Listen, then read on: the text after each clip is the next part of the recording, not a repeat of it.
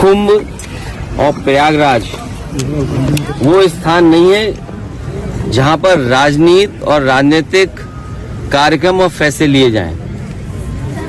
Cabinet की बैठक हो रही है। कैबिनेट ही पॉलिटिकल है कल जॉइंट पार्लियामेंट्री और कुंभ के स्थान पर कैबिनेट करना ये पॉलिटिकल है और पॉलिटिकल संदेश देना चाहते हैं हम लोग। एक संदेश ये भी देना चाहते हैं कि अखिलेश जी कब वहां स्नान करेंगे। समाजवादी पार्टी के लोग मन से और आस्था है उनको, हम में से बहुत सारे लोग हैं जो गंगा स्नान कराए होंगे, उन्होंने तस्वीर भी नहीं डाली होगी, कहीं भी ना आपको बताया होगा। सर 31 को सेशन शुरू हो रहा है, उसमें वक्फ अमेंडमेंट को जो जॉइंट जेपीसी थी वो सामने रखेगी। कल भी लखनऊ में मीटिंग हुई है। भारतीय जनता पार्टी जहां उन्हें जमीन मिल जाए,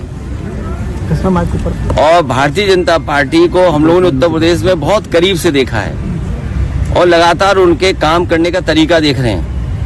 जिस तरीके से भारतीय जनता पार्टी सबसे बड़ी भूमाफिया बनकर के आई है, किसी जिले की आप रजिस्ट्रियां चेक कर लो, और अगर ये बात सही नहीं है तो मैं अपने पत्रकार साथियों से कहूंगा कि लखनऊ की जितनी भी रजिस्ट्रियां हुई हैं, अयोध्या जैसी धार्मिक धरती, प्रभु श्री राम की धरती, वहां की रजिस्ट्रियां चेक कर लें, गोंडा तक की चेक कर लें। सबसे ज्यादा आप भारतीय जनता पार्टी के लोगों को पाओगे ये वक्फ की जमीन को केवल कब्जा करना चाहते हैं, ये विवाद खत्म नहीं करना चाहते हैं, कोई झगड़ा नहीं खत्म करना चाहते। विवाद कैसे और बढ़े, कैसे लोगों को दबाया जाए, कैसे समाज में नफरत फैले, किस तरीके से नफरत का सहारा लेके राजनीति कर सकें, उस रास्ते पे भारतीय जनता पार्टी चलती है।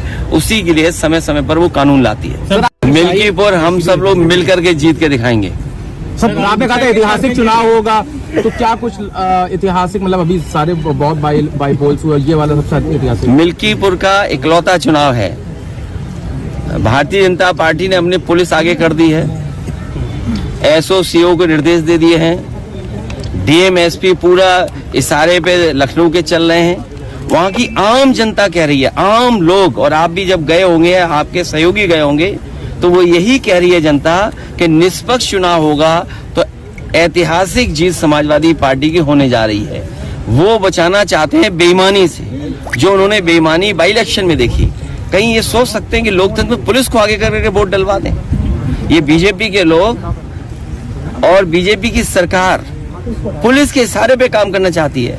हमें कहीं से डेटा मिला था और उस डेटे को मैंने ग्राफ में कन्वर्ट कर करके मैंने ट्वीट कर दिया, सोशल मीडिया पे डाल दिया। वहां के लोगों ने जवाब दिया, लेकिन उसके बाद जब दूसरा डेटा भी मैंने डाला, उसके बाद लगा कि वहां के अधिकारी, पदाधिकारी और सरकार के लोगों को सांप सूंघ गया। ये जो संस्कृति पैदा की जा रही डेमोक्रेसी में अधिकारियों के माध्यम से वोट डलवाने की, ये परंपरा गलत है। कल को दूसरी सरकार आएगी और अगर इसी रास्ते पे चलेगी तो मुझे लगता है कि बहुत सारे इनके नेता वोट भी डालने नहीं जाएंगे। सर केंद्र सरकार पे आरोप लग रहा है कि प्लेसेस ऑफ वर्शिप एक्ट पे वो जान के रिप्लाई फाइल नहीं करे सुप्रीम कोर्ट पे, ताकि हियरिंग डिले हो सके।